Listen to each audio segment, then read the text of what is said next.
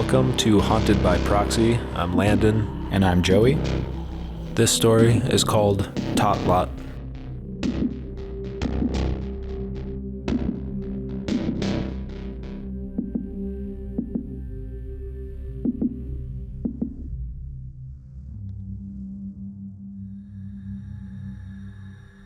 I began nannying early on when I was in high school.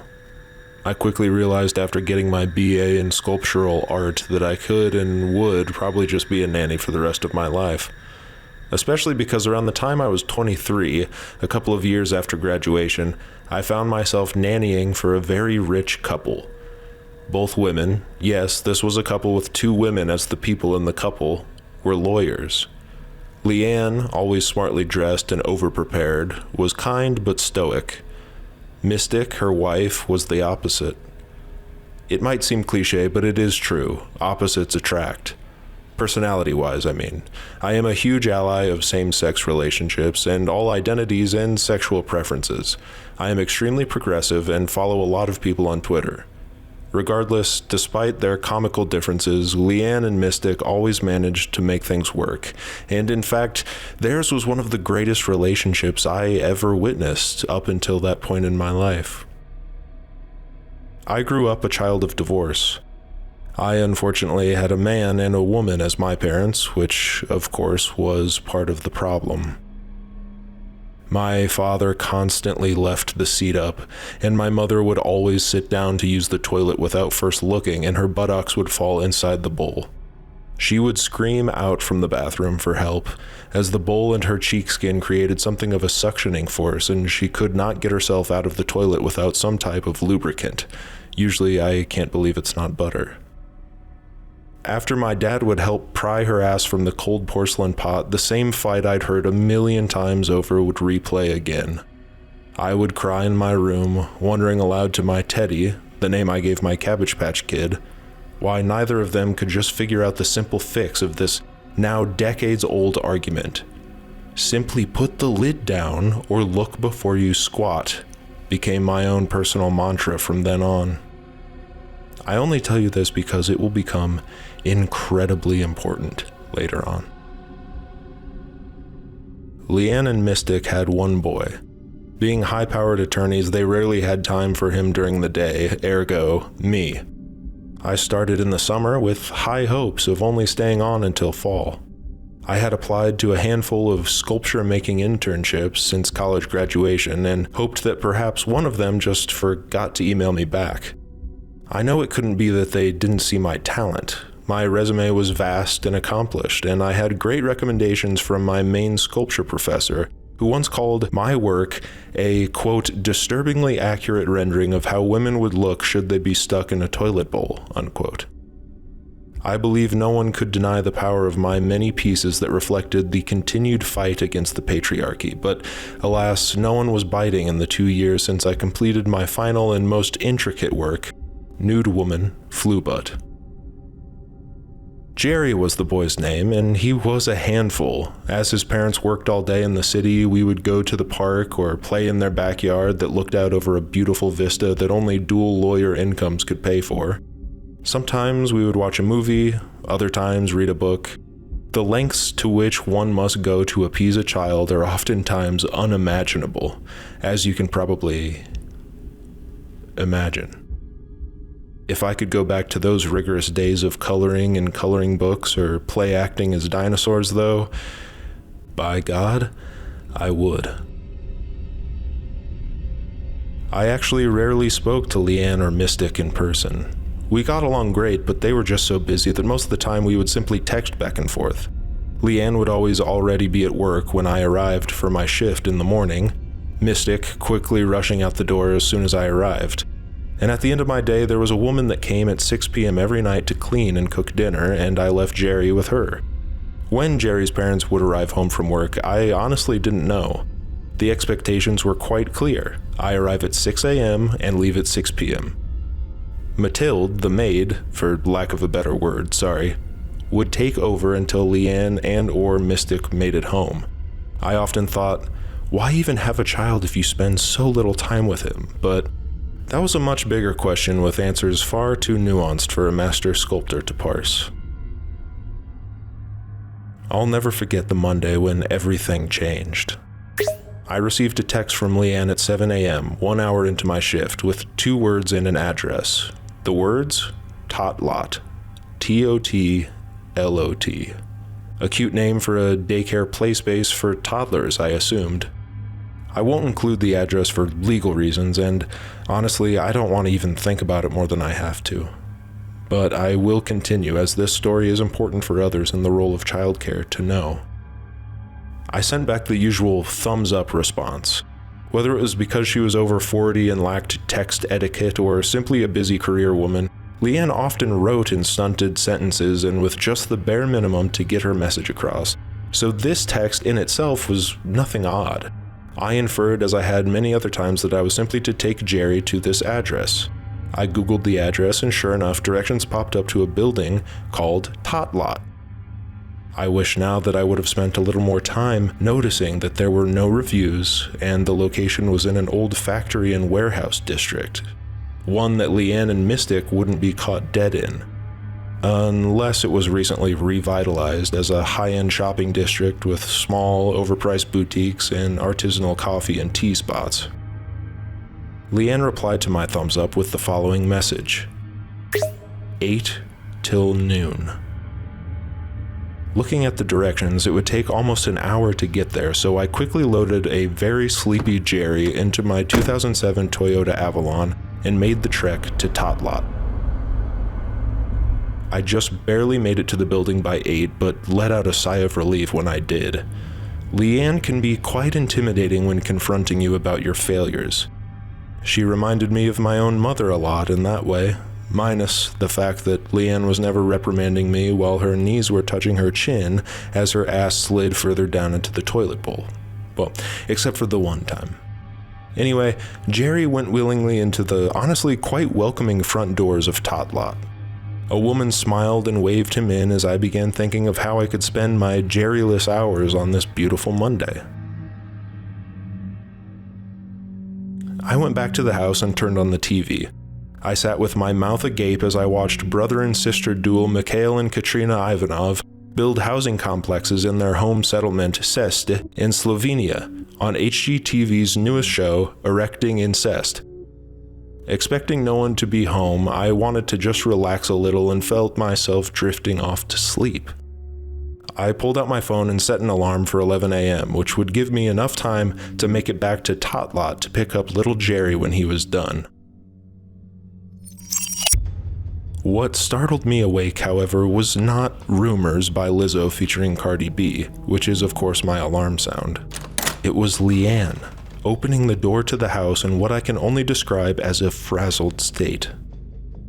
She quickly began rummaging through the drawers and cabinets in the kitchen as she only momentarily looked up at me and threw out a quick, "Hey." I quickly wiped the drool from my lips and got up, slyly covering for the fact that I was asleep not 1 second ago. I also quickly turned the TV to a random channel, which was unfortunately playing pornography. Leanne didn't notice, so I quickly turned it off after watching for another 15 seconds. She put her hands on her head, signifying that she was thinking very hard. She let out a disgruntled sigh. I asked, "What's wrong? Why are you home right now?" She took a second to shake out of her thoughts. Then she smiled at me. Can't find my phone. Must have left it here today, but now I can't find it. To say the blood rushed out of my face would be to say Mount Rushmore is just a mountain. It does it no justice. Leanne could immediately see that something was wrong. "But you texted me this morning," I slowly said, measuring every word in my mind before spilling it out. I certainly did not, she said. She began looking past me now, looking around me and around the house. Where is Jerry? I couldn't move. I couldn't breathe. My mind was reeling, thinking of everything all at once. I felt as if I myself had just sat down, expecting a toilet seat to catch my buttocks, but instead slipping into a cold, piss-covered porcelain rim from which I could never get out. Finally, I snapped out of it as Leanne moved swiftly through the house, shouting for Jerry. I took up my phone and opened the text from Leanne. "See? You texted me at 7 this morning." She raced over to where I was standing, or trying very hard to remain standing, as my legs no longer felt like legs, but warm butter noodles or something less structurally sound than legs. She grabbed the phone out of my hand and read the text exchange.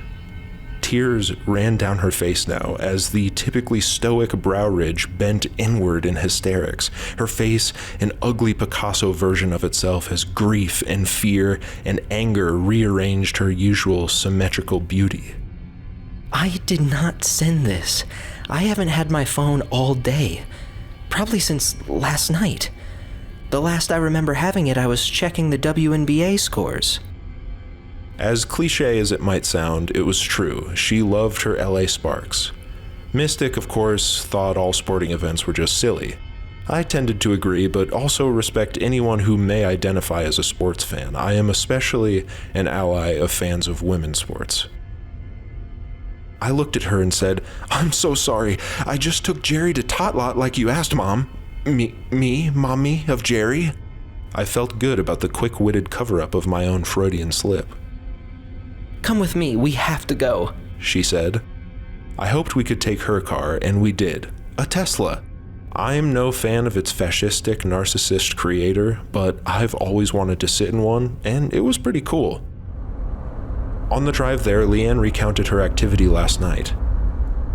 She had come home around 8 p.m., greeted Jerry and Mystic, and took a quick shower. She sat at the kitchen counter and checked scores as she ate alone, her family having eaten already. Jerry beckoned her to join Mystic in singing him his lullaby, and she begrudgingly agreed. She asked if Mathilde could clean her plate before she left for the evening. We sang Jerry the entire album Fetch the Bolt Cutters by Fiona Apple before he finally fell asleep, and Mystic and I went to bed, if you know what I mean. Hitting some of those harmonies just does something to us.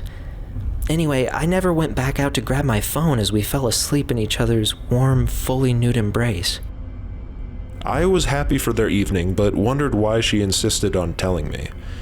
That said, I champion anyone who has sex with a consenting partner or partners, as that is what I stan on Twitter. We arrived at Tot Lot, and it suddenly looked a lot less inviting.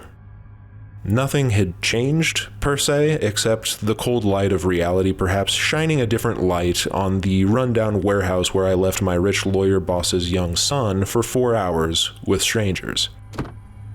We ran up to the door and I could just barely see into the building through a small window in the door. I tried the door and it was locked. I looked at the time. It had just turned 12 o'clock noon. Suddenly we heard the door click and I tried it again. The door swung open, and the warm, welcoming woman I had seen 4 hours earlier waving Jerry in was there, with a smile. "Oh, you must be here for Jerry. He did great today. He's just coming now." Jerry followed behind her as she quickly opened the door just enough that I could barely make out in the blackness behind her a group of children sitting in a circle. "Hey, why?" I said before I was rudely interrupted. "Jerry is a sweetheart, and we look forward to seeing him again." The woman had her hands on Jerry's shoulders as he looked up at me and Leanne. He was smiling, but was missing one of his front teeth. Leanne gasped. "What happened to his tooth?" She grabbed him from the woman and held him tight, whispering gentle, comforting words into his ear as the woman nonchalantly explained that he simply lost a tooth the same way that most children do at that age. Leanne and I were both so flummoxed that we didn't even have time to say anything else as the woman went back into the building and closed the doors. But before she did, she looked down at Jerry and said simply, "You're a champion." Leanne loaded Jerry back into the car and we took him home. He seemed completely fine. Happy, even. He slept well that night, wiped out from what seemed like an ordinary day of play at a daycare with other children. Leanne found her phone under her bed, Mystic didn't see anything wrong with any of the events. All was well. Until it wasn't. I never took Jerry back to Tot Lot, of course. As much as we all tried to put the event behind us, Leanne thought it best to let me go after what happened. I could hardly blame her, but I still did. She had texted me. I was just following orders. But she couldn't reconcile that her phone was in the house with me while I was receiving the texts from her. And I couldn't either. I looked into Tot Lot the rest of that week in my time off. I found nothing. Except the one Google Map image of the building, the address, and the imagined nightmares that kept creeping into my head of what went on behind that door. I saw a group of kids sitting in a circle. Could have been as innocent as a game of Duck, Duck, Goose, but something seemed wrong. Being that I had nowhere else to be that next Monday, I went to Tot Lot slightly after 8 a.m. The door was of course locked, the building behind the small window in the door just barely visible. I noticed that there seemed to be a light source somewhere in the building though, light from another window. I ran to the back of the building and sure enough, there was a bigger window, big enough that I could fit through if I could reach it. It was high up, but I looked around me and I saw a stack of wooden pallets in the alley. Combined with the big dumpster directly under the window, I rigged up a stacked staircase of pallets that I could climb to that window. I think now that it was either the best or worst sculpture I ever crafted. With a little extra strength, I prized the window open and fell in. A terrible stench filled my nostrils. This was without doubt an abandoned warehouse, and by the smell of it, rotted flesh and meat was one of the wares, and though I prayed not, might still be. I walked down a hall and felt an uneasy, queasy tremble in my stomach. I reached the end of the corridor and heard a faint chanting. From the basement, it sounded like. I mustered all the courage I had, turned my phone flashlight on, and descended the stairs. The low chant turned into rapturous cheers, then boos, then hisses and shouts, then cheers again. As I reached the final step, I could hear the children's voices ringing in my head. I opened the final door into what I hoped was simply a playroom. In the middle of a circle of cheering toddlers were two young boys. They wore black tunics and were viciously attacking each other. The children all around them were jeering, laughing, screaming, booing. This was a dogfight, but with toddlers. I felt a voice behind me as my arms were grabbed and held behind my back. You shouldn't be here. I recognized this voice. It was then that Mathilde led me by force to a set of bleachers where a slew of adults were exchanging cash. Money, drugs, car keys, house keys. They were gambling on the fights. Mathilde looked at me. Children are vicious. They need to let off steam. Adults are worse. I saw as the two boys wrestled each other, slapping, biting, kicking. One of their few baby teeth fell out in the fury. Jerry was one of our fiercest champions. I knew he would be. I couldn't speak. I couldn't move. His rage has been unlocked, and he will not be satiated until he can fight again. Leanne and Mystic are in danger, unless he returns. Mathilde's grip on my arm drove deep, and I could feel blood trickle out of my flesh, her nails biting into my skin. You are free to go. Bring us our champion. I left, and I moved back home to my parents' house in Kansas, and I never talked to Leanne and Mystic again. It wasn't until a few years later, when I was watching some show on TV with my mom as we ate our dinner, that I saw. It had been the 3-year anniversary of the strange and disturbing murder of 2 high-powered West Coast attorneys. I watched, my mouth agape, as images of the bloodshed flashed on screen as the narrator explained the 2 women were believed to be murdered and their son, Jerry, kidnapped as he had not been seen since. But something inside me told me those wounds in the photos looked more vicious and carnal than a murderer-kidnapper would create. That was ferocious, animal, childlike rage. Jerry, if you're out there, I'm sorry. And if you see Jerry, turn and run.